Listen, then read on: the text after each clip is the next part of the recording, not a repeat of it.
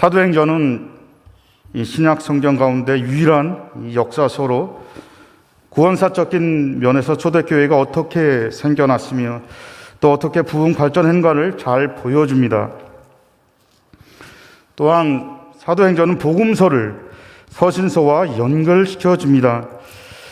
사도행전이 없었다면 신약의 계속성은 유지할 수 없었을 것입니다. 사도행전이 누가복음 다음에 붙어있지 않고 요한복음 다음에 편집된 것을 보면 그 뜻을 분명히 우리가 알 수 있습니다.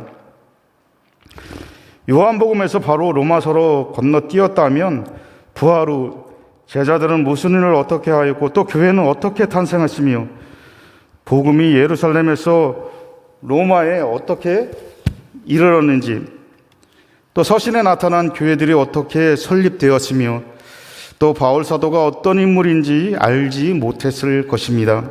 그냥 뚝 떨어져서 바울이 복음을 전하였구나라고 이렇게 생각이 들 것입니다. 그러나 사도행전은 신약 성경의 역사와 또 교회의 시작, 교회의 성장과 발전 등 신약을 이해하는 데 필요한 기본적인 요소들을 제공하고 있습니다. 이렇게 귀한 말씀인 사도행전의 기록자 누가는 이방인이었습니다. 그가 그리스도인이 되어서 당시 로마 고위 관리였던 데오빌로를 전도하여 예수를 믿게 하였습니다. 서신에 잘 나타나 있죠. 그 당시 큰 영향력이 있는 인물을 전도한 누가는 그에게 복음의 진리를 확실하게 알려줌으로써 기독교계의 공헌하는 인물이 되기를 바란 그러한 큰 뜻을 품게 되었습니다. 그래서 그는 예수님의 행적을 직접 목격했던 사람에게서 들은 여러 가지 사실들을 기반으로 또 예수님의 출생부터 예수님의 지상사역을 자세히 또 진솔하게 저술을 하는 것을 우리가 보게 됩니다. 그것이 바로 누가복음입니다. 또 누가는 예수님의 부활 승천 이후에 강림하신 성령께서 사도들을 통해서 교회를 세우시고 역사하신 사건을 자세히 기록하여서 또다시 데오빌로에게 전하여 주었는데 그 말씀이 바로 사도행전입니다. 바울의 선교 동역자여 의사여 작가인 누가는 눈에 보이지 않는 그러한 성령의 역사를 민감하게 통찰하여서 역사의 주관자이신 하나님을 생생하게 증거한 위대한 역사가입니다. 그러므로 사도행전은 성령 행전으로 불러질 만큼 성령 강림으로 탄생한 교회가 어떻게 설립되었고 또 교회의 본질과 사명이 무엇인가를 밝히 보여줍니다. 이러한 성령을 힘입어 힘있게 사역했던 사도들의 헌신과 또 기도와 순종은 오늘 우리 교회와 성도들의 삶과 사역의 방향이 어떻게 이루어져야 할 것인지를 뚜렷하게 제시하여 주고 있습니다. 예수님께서 승천하시고 난 후부터 오순절 성령 강림까지의 10일간의 그러한 제자들은 어떻게 지내고 있었는지 또 그들은 예수님께서 명령하신 대로 예수를 따르는 자들에게 위협과 또 살기가 등등한 예루살렘으로 이렇게 돌아온 모습을 잘 보여주고 있습니다. 그리고 약속하신 성령 강림을 기다리며 마음을 같이하여 기도에 힘썼던 그러한 모습을 보게 됩니다. 또 유다의 죽음에 관한 거론과 사도직을 벗어나는 일을 그들은 처리하는 것을 보여주게 됩니다. 유다는 무슨 이유인지 확실치 않지만 사도직을 담당한 예수님의 제자로서 예수 잡는 일을 지로 즉 안내하다가 예수가 정죄되어 십자가 처형이 확정되자 스스로 뉘우쳐 목매어 죽게 됩니다. 그때 유다의 목을 졸랐던 줄이 끊어지자 넘어져서 배가 터져 창자가 흘러 나오기까지 하게 됩니다. 이는 성경 즉 시편 69편 25절 말씀과 109편 8절의 말씀의 예언 성취라는 베드로의 설명이 첨부되어 있습니다. 베드로 사도는 유다 때문에 결혼된 사도를 보충하여 전연을 정비한 것을 제안한 후 사도가 될 자격을 갖춘 자 중 두 사람을 천거하여 기도한 후에 제비 뽑아 마띠아를 세우게 됩니다. 이와 같이 베드로 사도는 그들 안에서 발생한 문제를 인간적인 그러한 감정으로만 보지 않고 말씀과 믿음 안에서 해결하려는 성숙함을 보여주었습니다. 이상의 사건들이 주님께서 승천하신 후에 10일 동안에 있었던 일들입니다. 이는 역사상 최초의 교회인 예루살렘 교회를 산생시킨 그런 산실을 보여주는 말씀입니다. 이 말씀을 우리 한번 세 부분으로 나누어서 한번 짧게 상고해 보고자 합니다. 먼저 1절부터 11절 말씀까지는 땅끝까지 이르러 내 증인이 되라는 예수님의 부탁이자 명령입니다. 사도행전은 성령 행전으로 보여질 만큼 성령 강림으로 탄생한 교회가 어떻게 설립되었으며 교회의 본질과 사명이 무엇인가를 밝히 보여줍니다. 따라서 1절부터 11절은 예수님의 행하심과 가르치심입니다. 성령 강림으로 교회가 탄생하기 바로 직전 예수님께서는 부활하시어 40일간 지상에서 계실 때 마지막에 제자들에게 부탁하신 것과 또 성령께서 강림하시기까지의 10일간의 역사적 기록입니다.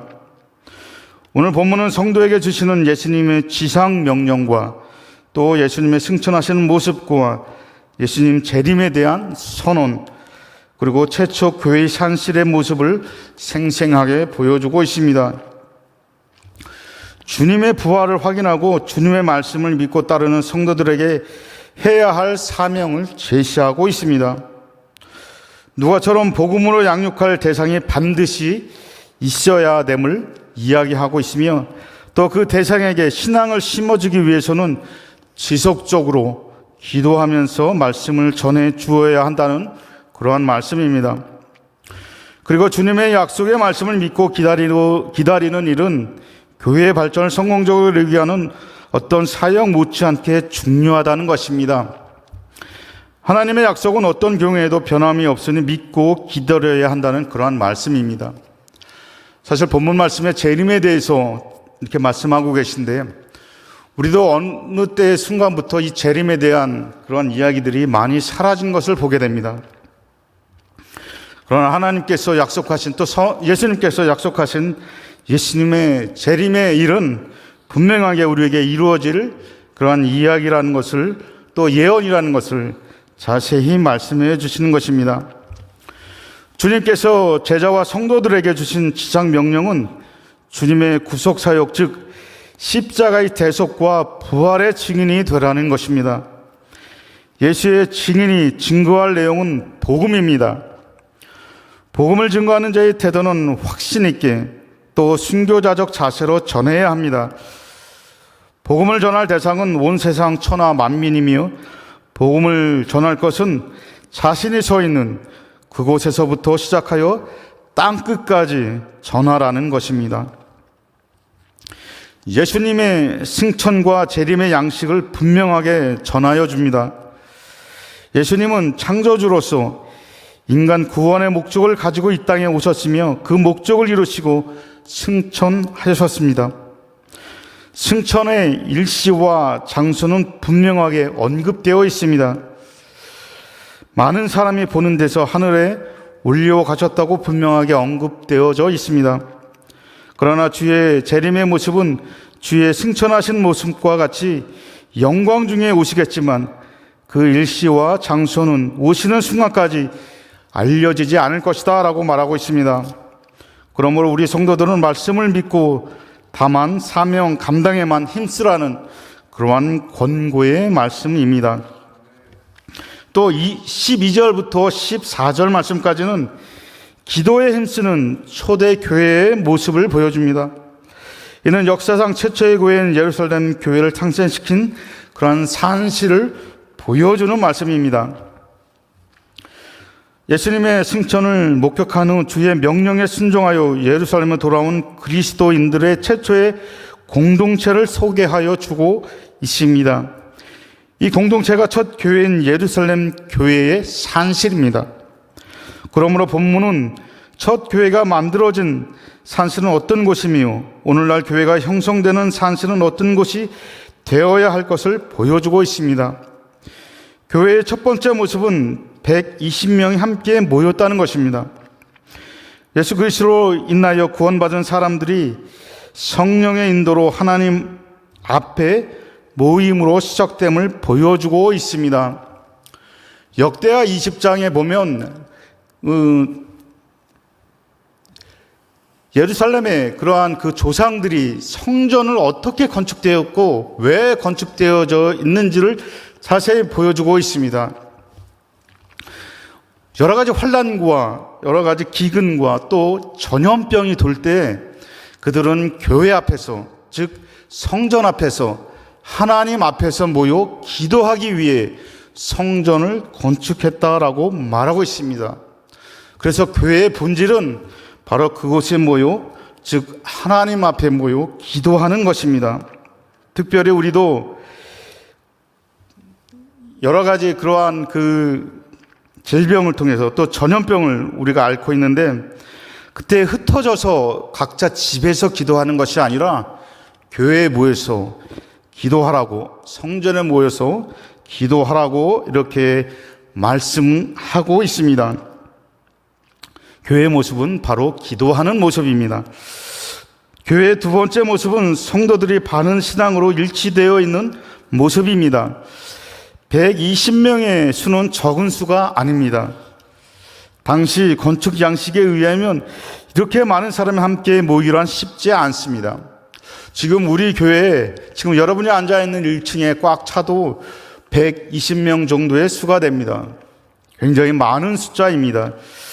2000년 전에 다락방에 이러한 숫자가 들어간다는 것은 결코 쉬운 일이 아니었습니다. 일치된 신앙이 아니고서는 이렇게 모일 수가 없었습니다. 또 이들이 신앙 고백만 일치한 것이 아니라 사도와 평신도, 남성도와 여성도, 또 예수님의 가족과 다른 가족들 사이에 어떤 간격이라든가 틈이 없었습니다. 또 배타적이거나 독선적인 면이 없이 하나가 되어 있었던 것 같습니다.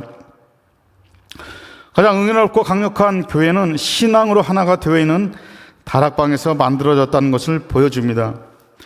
이것은 오늘의 교회들도 신앙 안에서 남녀노소나 신분의 차별이 없이 하나가 될 것을 가르쳐 줍니다.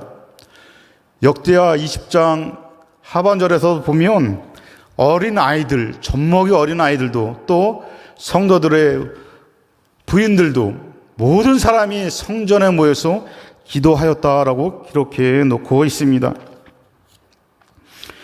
교회의 세 번째 모습은 기도하면서 할 일을 하는 교회의 모습입니다. 오로지 기도만 하지 않았다는 것입니다.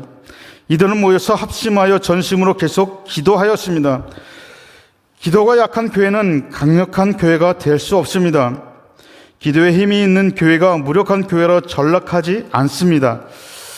그리고 기도만 하고 할 일을 안 하고 하나님의 처분만 보고 있는 것이 아니라 기도하면서 또 공석이 된 사도의 자리를 보선으로 채우고 전열을 가다듬고 약속하신 성령을 기다렸다는 것입니다.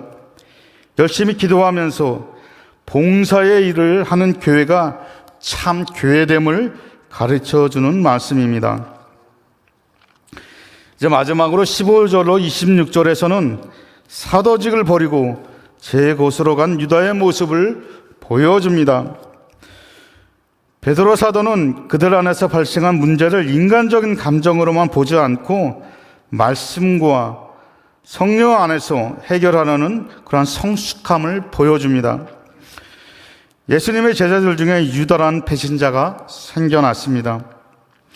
그는 스승을 잡는 일에 앞장섰고 예수님을 죽게 하는 데 결정적인 도움을 준 사람입니다. 베드로를 중심으로 사도들은 사도의 자리가 결혼이 난 것에 대해 성경에서 찾아 성경대로 해석하고 성경대로 처리하였습니다. 오늘 교회와 성도들도 우리 속에서 어떤 문제가 발생할 때 외형만 보고 처리할 것이 아니라 그 사건의 의미를 성경에서 찾아보고 성경대로 해석하고 그 성경의 지시를 받아 처리해야 할 것을 가르쳐주는 말씀입니다. 예수님을 배반하고 무지한 피를 판 가룟 유다는 하나님의 심판을 받아 인류 역사 이래 가장 불명예스러운 사람이 되었습니다. 사도는 인간으로서 최대의 영광의 자리입니다. 계시록 21장 14절에 보면 그 성의 성곽을 12기초석에 섰고 그 기초석이 있고 또 그 뒤에 어린 양의 12사도의 12 이름이 있더라. 이처럼 사도직은 영광스러운 자리입니다. 12사도 뒤에 또 다른 사도가 없습니다. 유다는 이런 영광스러운 사도가 되었었습니다. 그러나 그 이름이 나올 때마다 언제나 불명예스럽게 표현됩니다. 유다를 상징하는 표현은 우리 앞에 요한복음에서 많이 살펴봤죠. 때로는 도적, 때로는 멸망의 자식. 요한복음 6장 70절에서는 마귀라고 표현되어져 있고요. 또 13장 2절에서는 마귀의 도구로 표현되어져 있습니다. 또 주님께서도 마태복음 26장 24절에 나지 않는 것이 좋을 뻔하였다라고 이 가룟 유다에 대해서 평가하고 있습니다. 유다의 행위를 한마디로 말하면 예수 잡는 자들을 지로했다입니다. 그는 스승을 잡아 죽이는데 지로하였고 앞잡이가 되었습니다. 또 그는 목매달아 죽었으나 배가 터져 창자가 흘러나왔습니다. 가장 행복한 자가 되어 축복된 일을 하다가 가장 저주스러운 사람이 될 수 있다는 인간의 사악성과 또 연약성을 보여주는 말씀입니다. 성도와 교회는 불행한 사건이 발생할 때 그 원인을 신속히 규명하여 말씀에 근거하여 적법하게 처리하고 그 일 때문에 인격과 신앙의 타격을 가져왔다 할지라도 거기서 좌절하지 말고 속히 전열을 정비하여 우리여 협력하여 선을 이루는 일이 되어야 합니다. 사실 오늘날에도 여러 가지 죄악된 요소가 우리 주변에 많이 있습니다. 사실 유다 백성들은 그들이 처한 그러한 어려움과 또 고난 속에서 항상 죄를 발견했습니다. 물론 그것이 반복되었지만 그들은 그런 것이 올 때 하나님 앞에 직접적으로 가서 엎드렸습니다. 죄를 회개하고 하나님 앞에 용서를 빌었습니다. 그로 말미암아 다시 하나님께서 그들을 구원하고 하나님의 백성으로 다시 삼는 것을 보게 되죠. 우리는 어떻습니까? 죄가 우리를 감싸 안고 코로나로 인한 여러 가지 죄악된 요소들이 우리 속에 있는데도 불구하고 죄를 깨닫지 못합니다. 그것이 우리들의 문제죠. 이러한 여러 가지 어려움이 우리에게 닥쳤을 때 우리의 자신을 돌아보고 하나님 앞에 회개할 것이 없는지, 특별히 성경을 잣대로 살펴보면 우리가 하나님 앞에 엎드릴 수밖에 없다는 그러한 말씀입니다. 이제 결론의 말씀입니다. 주님께서 승천하신 후 성령 강림까지 10일간은 최초의 교회인 예루살렘 교회가 탄생하는 모습과 또 그 산신을 생생하게 보여주는 기록입니다. 예루살렘 교회는 커다란 역사적인 사건이 있기도 전에 앞으로 이루어질 사건의 모습을 미리 볼 수 있는 영적인 안목을 가졌습니다. 개인과 또 교회적으로 큰 일을 하여야 할 우리도 예루살렘 교회처럼 말씀 속에서 하나님의 뜻을 찾고 하나님의 능력의 손에 붙들려 사는 새로운 오순절 역사의 참된 주인공이 되기를 주의 이름으로 축원합니다. 우리 기도하겠습니다. 하나님 아버지 은혜를 감사합니다.